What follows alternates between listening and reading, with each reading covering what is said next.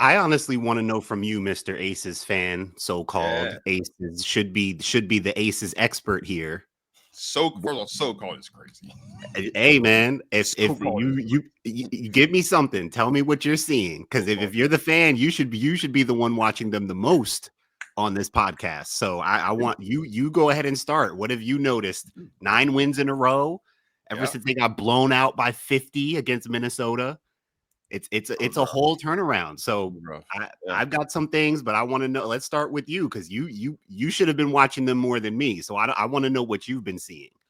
I mean, I think the big thing for me, just on like a bigger picture, is like everyone other than AJ Wilson is consistently playing good basketball, right? Obviously, that starts with Jewell Loyd. She's been coming off the bench. I think since coming off the bench, she's averaging somewhere around 13 points a game, and she's shooting like 60% true shooting. So like she's looking more like what we expected, right? When you and I were talking about whether or not Jewell Loyd should come off the bench, one of the things that I had mentioned is like maybe Jewell Loyd needs to be put back into a scenario where she's the best player on the floor with the players that are around her in that moment, which is what she was used to doing in Seattle. And she can get back to being who she was in Seattle, which is what we're seeing a bit more of. But it's more than just Jewell Loyd, right? You mentioned Jackie Young. Jackie Young has been playing better, which has been important, right? You and I have talked a lot about how in order for the Aces to win another championship, and this goes back to last season, we needed to see Jackie Young get back to how she was playing in 2023 when she was almost a 50, 40, 90 player. And so far over these last couple of games, she's starting to look like that. There's still ways to go for us to see her at that level, but she's starting to get closer to that. Chelsea Gray is looking like the point guard again. She's averaging 11 and 7 over this stretch as well. Like she's looking more in control of the offense. The one thing that I questioned when Jewell got moved to the bench is why KB was starting instead of Dana Evans, because you remember I was on the show saying we might need to trade Chelsea Gray and just let Dana Evans be the starting point guard because she was playing so well off the bench. But I actually like the way that Dana Evans and Jewell Loyd complement each other coming off the bench together as the backcourt duo. And I think Jewell Loyd playing off of Dana Evans has even allowed Dana Evans to play even better than she was already playing. She was already one of those players that I think was not firmly in the discussion, but she was kind of like a dark horse to win Sixth Player of the Year this year because of how well she was playing. She certainly continued that and elevated it. Nalissa Smith has gotten a lot more comfortable as well in that starting rotation, which has been a big piece of it as well. So, Yeah. I mean, I don't want to just paint a broad brush and say it's just because everybody's gotten better, but really, that's really what it is. Everybody's been playing better thanks to Jewell Loyd coming off the bench. I mean, I think back to that game we played against the Fever when Asia Wilson was the only player on the team to score more than 6 points, right? And how disgusted Becky Hammond was after that game. And for what it's worth, Becky Hammond has coached better as well since Jewell Loyd's come off the bench as well. She's better at getting back to making those adjustments, not just quarter to quarter or possession to possession, like making those tweaks and finding the things that work. So, I mean, again, not to just paint a broad brush, but it's really just everyone's playing better. What we're seeing from Asia, she's been doing this all season long, right? She's continued to play at that level, but it's about time now that the supporting cast around her are starting to do what they need to do for them to win. And we're seeing the results of that. 9 straight wins. They're 10-1 since Jewell Loyd's come off the bench. Obviously, the only loss has been that blowout to Minnesota, and they're now third in the standing. So it's not even just a matter of, can this team win a playoff series? It's, can this team make it to and potentially win a third championship if they're playing the way that they're playing? I'm really pleased with how quickly they were able to turn things around at just the right moment as well.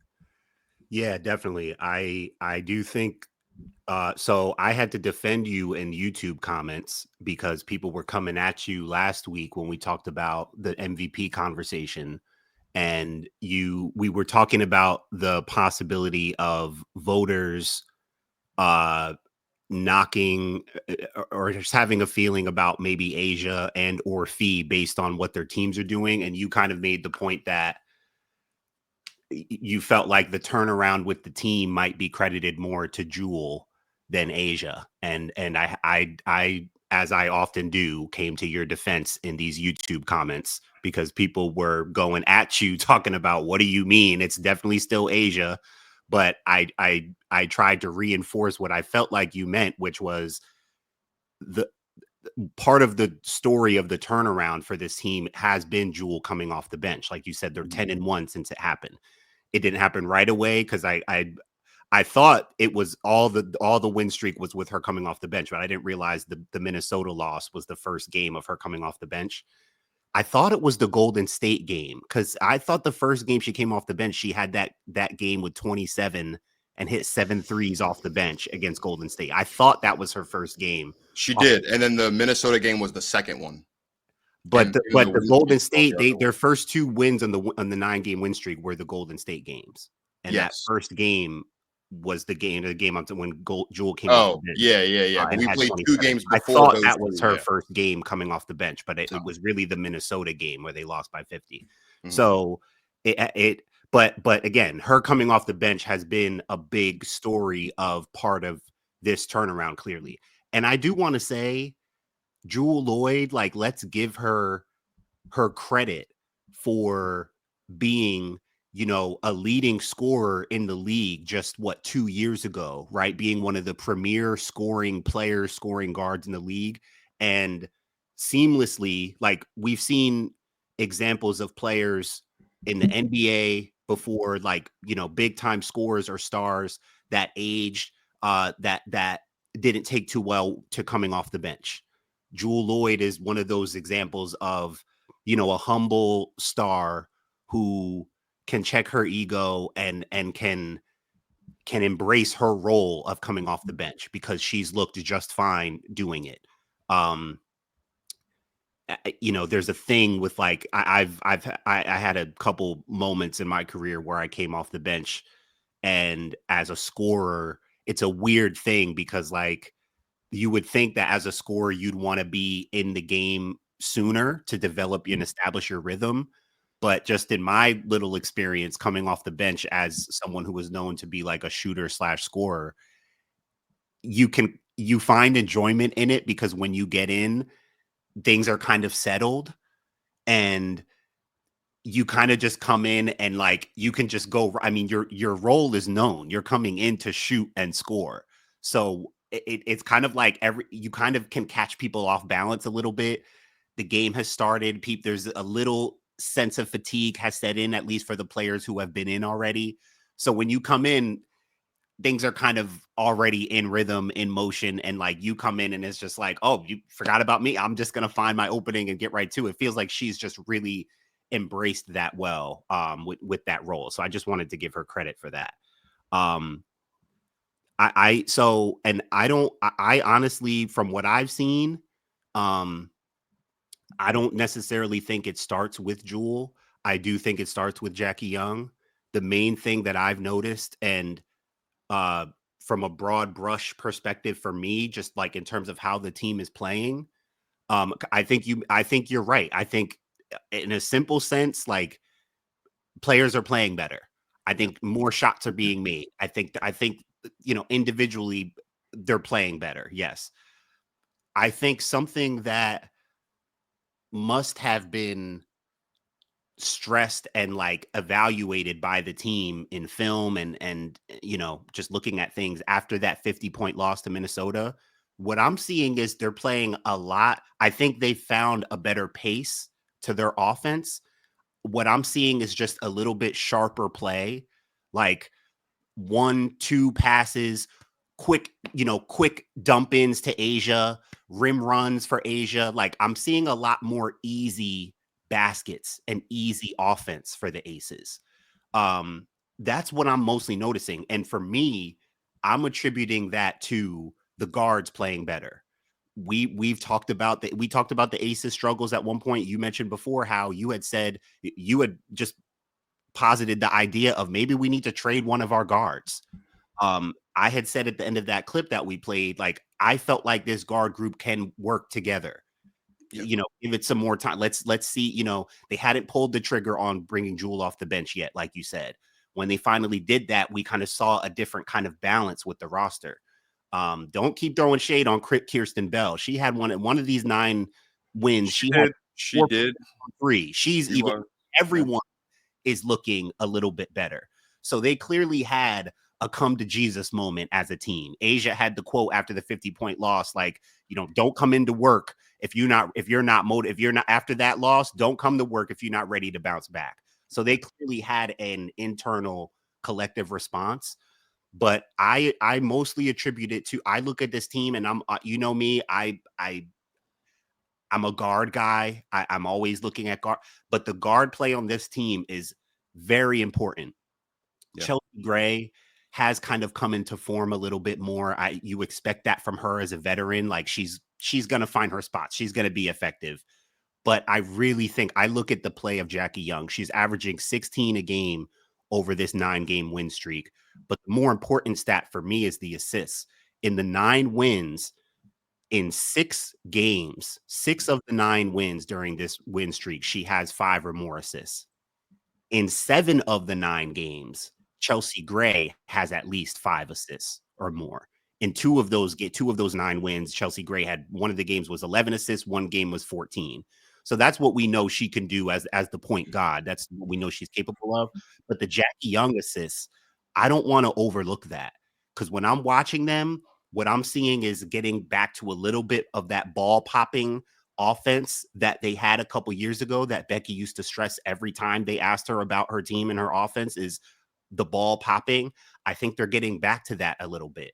But it's really just, I think when I see just simpler, smoother, sharper basketball on the offensive end, starting with their guard play with Chelsea Gray. And to me, when Jackie Young is sharp and poised with her playmaking, they just look like a totally different team. When she comes off the pick and roll, when she's coming off screens and making the hook pass or making the read inside to Asia, reading the roller, reading the defender of the roll, when she's making those reads, Jackie Young, that is, this turns into a different basketball team.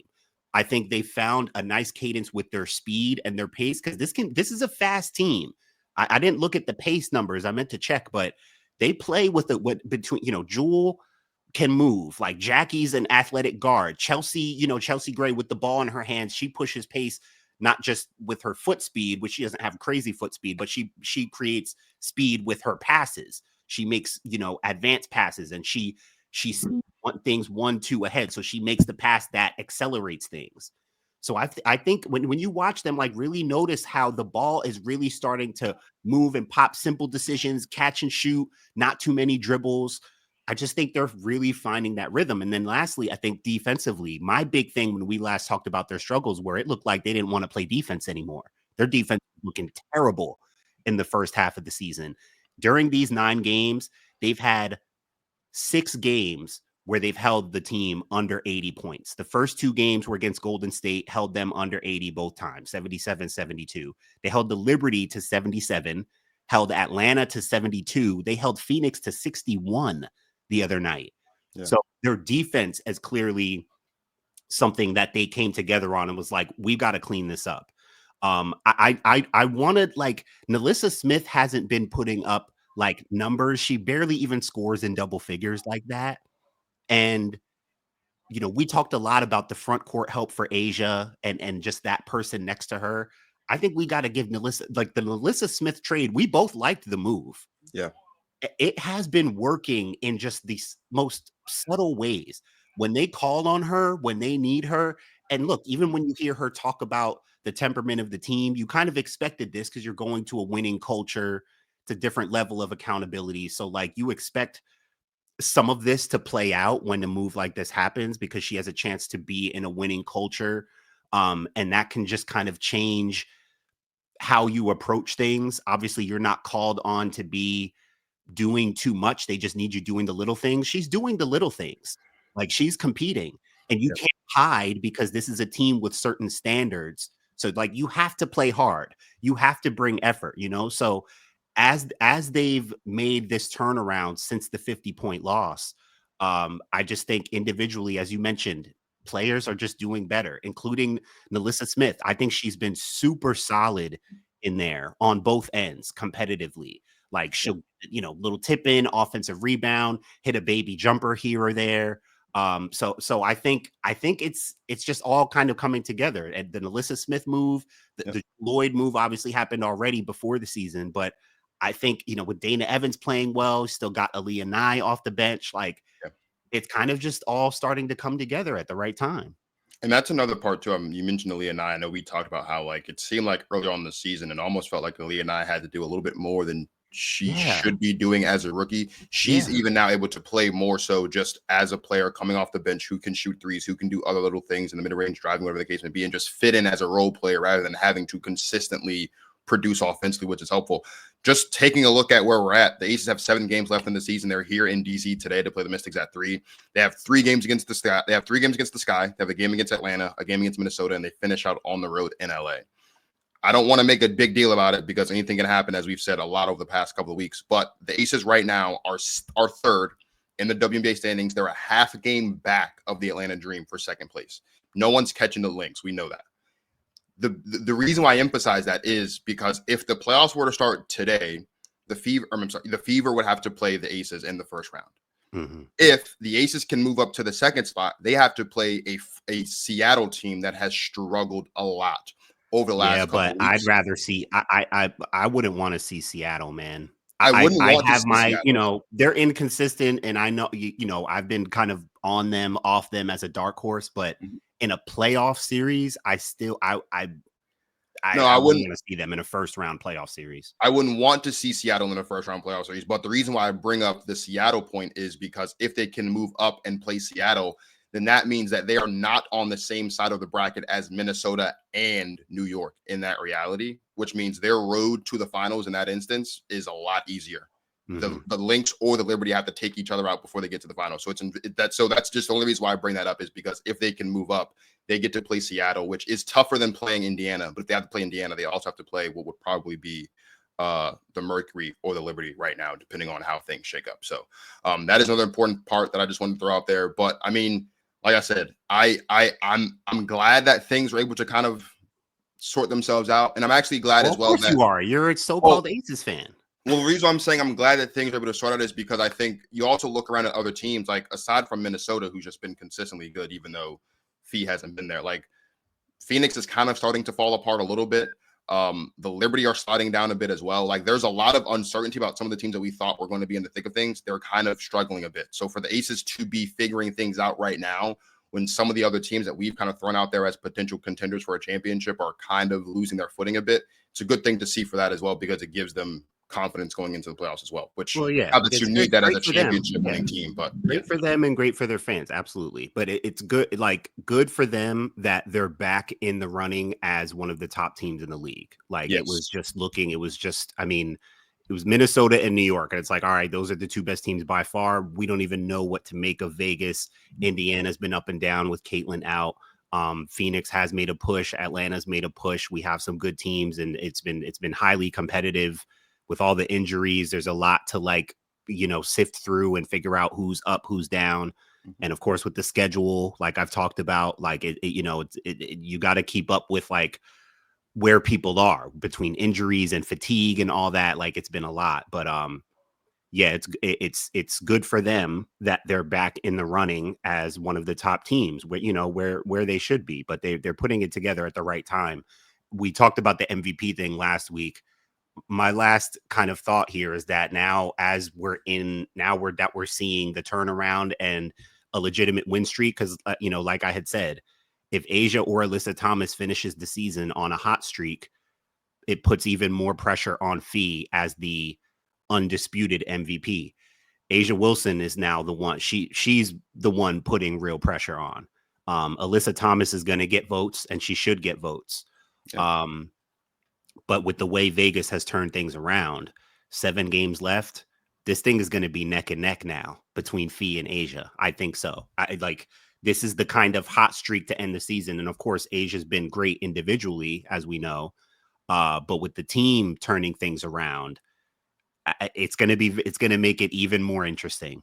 I do not envy those voters, because and again, like I had said, unless Fee comes back and stamps it, which I don't know if her or the Lynx are really making that a priority based on what her situation is with the ankle.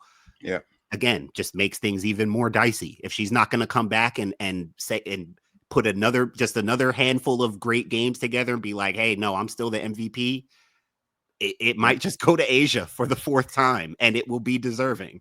It might not even take a handful of games. It honestly could just be Fee comes back for the game that they have to play the Aces, plays well, they win, and then she doesn't play the last 3 games. I mean, yeah, one more matchup head to head would be. I mean, we'd all need to be seeing that. We would need to see what that looks like for sure. Yeah.